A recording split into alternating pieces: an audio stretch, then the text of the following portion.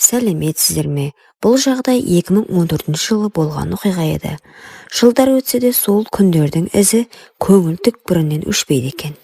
Кейбір оқиғалар бар ғой, еске алсаң жүрегің шым ете қалады.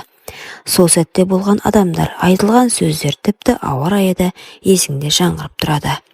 Бір қарағанда бәрі күнделікті тіршілік сияқты, бірақ тағдыр дәл сол жылы мені адам сенгісіз таңдау жасауға, сынақтан өтуге мәжбүрледі.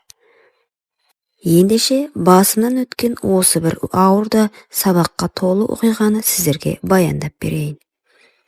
Сол жылы мен ешқашан ұмытпайтын шешімдер қабылдадым. Әрбір сөз, әрбір күн мен үшін үлкен сабақ болды. Мүмкін сізге де ой салар. Оқиғамды асықпай тыңдаңыздар. Мен алғаш боп келмек түскенде 19-да едім. Құдды ойыншық сияқтымын. Өзім қалада өскен қарапайым қыз едім. Ауылға тұрмысқа шыққанда бәрі жақсы жерге түстің деді. Қайнатаң молда кісі, намазхан, аруақты адам деді. Бірақ мен білмедім. Оның намазы тек дастархан басында ғана екенін. Күйеуім мал соңында жүреді. Қыста да, жазда да. Үйде мен, енем, қайнатам. Кейде атам, келін қазан көтер дейді, кейде шай әкел дейді. Әуелде ештеңе байқамадым. Бір күні күйеуім көрші ауылға кеткен. Мен балапаныммен бірге жаттым. Түн ортасы қақпа ашылды. Атам екен, балам келмей қалды ғой. Күн суық, пеш жақ деді. Пешті жақтым. Төсекке жатқанымда бөлмемнің есігі сықыр етті. Есік бекітуді ұмыттым ғой деп ойладым. Көзімді ашып қарасам, қайнатам кіріп тұр. Ата, не болды дедім. Шай ішкім келіп тұр, келінжан деді ол, жымиып. Қазір қайнатып жіберейін бе дедім. Жоқ, өзім ағалам, сен демала бер, сөйтті де жаныма келіп отырды. Сол сәтте менің денем тас боп қалды. Аузынан сөз шықпайды. Ата, балапан оянып кетеді дедім, әлсіз аусыммен. Қорықпа, оянбайды деді. Қолын көрпеме тықты. Шай қалып тұрған пештің жарығында оның көзінен ата мейір емес, хайуанның аш көзі жанып тұрды. Не айтарымды білмедім. Айқайлайын десем, балам оянып кетеді, енем естиді, ұят болады дейді. Ұят деп үнсіз қалдым. Атам бас салып мойнымнан иіскеді. Саған ешкім сенбейді, әуре болмай қой деді. Жылағым келді. Ішімде айқай тұрды, бірақ тілімде тікен тұрды.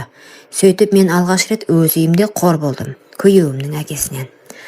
Таңда дастархан бәрі отыр. Атам бұл қыз маған шай беріп пеш жақты деп мақтап отыр. Енем де мәз. Күйеуім малдың соңында жүрген. Мен ішімнен өліп отырдым.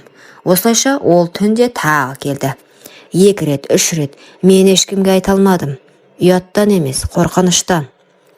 Бір күні ауылға шешем келді. Көрдім де құшақтап өксіп жыладым. Қызым, не болды деді. Анашым, мен үйіме қайтқым келеді дедім. Не істеді саған деді. Мен айта алмадым. Айтсам да бәрінен. Мені жек көретіндей сездім. Шыда деді шешем, ажыраспа. Қайнатаң молда адам ғой. Мен 2 жылдан соң ажырастым. Себебі мен сол түннен кейін күйеуімді жақсы көре алмадым. Күйеуім ештеңе білмеді. Бірақ менің жаным өлді. Ауылда әлі күнге дейін мені қарабетсің дейді. Қайнатаңдай жақсы адамға сөз келтірдің дейді. Бірақ мен үнсіз қалмаймын. Сол молда қайнатам тағы бір келінді қорлапты дегенді естідім. Менің үндемегенімнің кесірі. Ұяттың құны менің жаным, келесі келіннің намысы болып шықты.